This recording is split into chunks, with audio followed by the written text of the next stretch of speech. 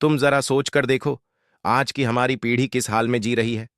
23 से 24 साल के लड़के मोबाइल में रील तो दिन रात देखते हैं, लेकिन खुद का रिचार्ज कराने के लिए भी पिता की जेब की तरफ देखते हैं।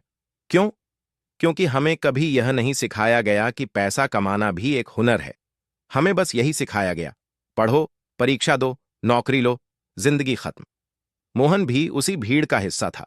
4 साल कॉलेज, 3 साल कोचिंग, 2 साल इंतजार, कुल मिलाकर 9 साल। 9 साल बाद भी उसके हाथ में था सिर्फ एक कागज, असफल उम्मीदवार। हर रिजल्ट के दिन वह मोबाइल बंद कर देता। मां पूछती, रिजल्ट आया क्या? वह झूठ बोल देता, साइट नहीं खुल रही। पिता कुछ नहीं कहते थे, पर उनकी चुप्पी सबसे ज्यादा चुभती थी। एक रात मोहन छत पर बैठा था। नीचे गली में बच्चे खेल रहे थे, हंस रहे थे। मोहन को लगा जैसे बचपन उससे छिन गया हो। उसने खुद से पूछा, क्या मेरी पूरी जवानी सिर्फ इंतजार में निकल गई? अगली सुबह वह बिना किसी को बताए शहर छोड़कर अपने कस्बे लौट आया। घर पहुंचा तो मां घबरा गई। इतनी अचानक? मोहन ने बस इतना कहा, मां। अब और ताकत नहीं बची। पिता ने कुछ नहीं पूछा, शायद वे सब समझ चुके थे। चाय की दुकान कस्बे के बाहर एक पुरानी चाय की दुकान थी। मोहन रोज वहां जाकर घंटों बैठा रहता। वहीं दुकान चलाता था रामदीन चाय वाला। फटे कपड़े, पर आंखों में अजीब सी चमक। एक दिन रामदीन बोला, बाबू, रोज चाय पीते हो पर चेहरे पर जिंदगी नहीं दिखती। मोहन हंस दिया, क्योंकि अब बची ही नहीं। रामदीन ने चाय रखते हुए कहा, जिंदगी तब खत्म होती है जब आदमी खुद को बेकार मान ले। मोहन पहली बार चौंका। एक चाय वाला? और ऐसी बात? अगले कई दिन मोहन वहीं बैठता रहा। रामदीन किसी से उधार नहीं मांगता था, लेकिन हर किसी की मदद करता था। कभी किसी बच्चे की फीस, कभी किसी बुजुर्ग की दवा। मोहन ने एक दिन पूछ ही लिया, चाचा, आप इतना सब कैसे कर लेते हो? रामदीन मुस्कुराया, क्योंकि मैंने गरीबी नहीं, सोच बदली थी। रामदीन की कहानी। रामदीन बोला, मैं भी तेरी तरह ही था। दिन भर नौकरी के सपने देखता था।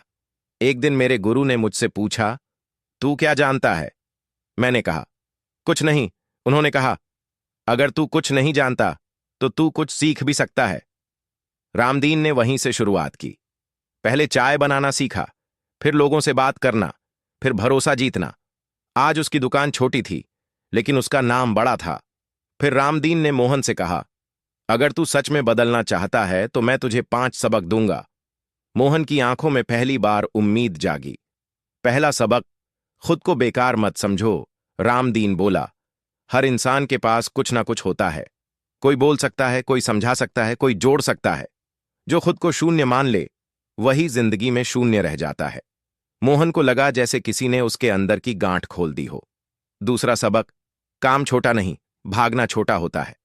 रामदीन ने अगले दिन कहा, आज दुकान साफ करेगा। मोहन झिंझका, लोग देखेंगे। लेकिन उसने किया। पहली बार पसीना बहा और पहली बार नींद सुकून की आई। तीसरा सबक, डर छोड़ो, जोखिम अपनाओ। रामदीन ने 300 रुपये दिए, इससे कुछ ऐसा कर जिससे कल यह 300 बढ़ जाए। मोहन डर गया, लेकिन उसने शाम को चाय के साथ नींबू पानी बेचना शुरू किया। पहली बार कमाए 120 रुपये मुनाफा। उस रात वह रोया, खुशी से। चौथा सबक, अकेला मत। चलो, रामदीन बोला, पैसा अकेले कमाया जा सकता है, पर बड़ा काम साथ से होता है।